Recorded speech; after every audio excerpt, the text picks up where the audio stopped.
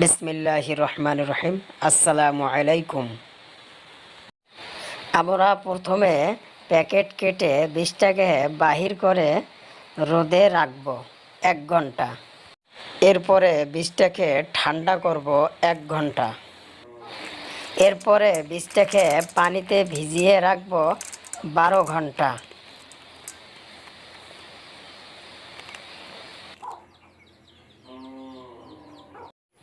আপনারা দেখতেছেন এখানে আমি সাম্মির জাতের শশা লাগাইছিলাম। শশা আমার শেষের পথে। আমি এখানেই করলার বীজটাকে রোপণ করব। ইঞ্চি ফিতা বা যে কোনো মাপ দেওয়ার মতো একটা জিনিস নিয়ে মাপ দিতে হবে 3 ফিট করে।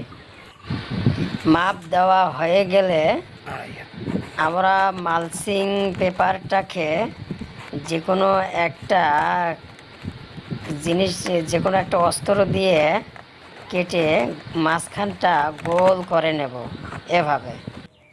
এরপরে আমরা যেখানে বীজটাকে রোপণ করব সেই জায়গাটাকে শক্ত একটা যে কোনো জিনিস নিয়ে কোসায় কোসায় মাটিটার উর্বর করে নেব। এরপরে আমরা বীজটাকে এইখানে রোপণ করে দেব। বিসমিল্লাহির রহমানির রহিম। দর্শক, ভিডিওটি কেমন লাগলো কমেন্টে জানাবেন।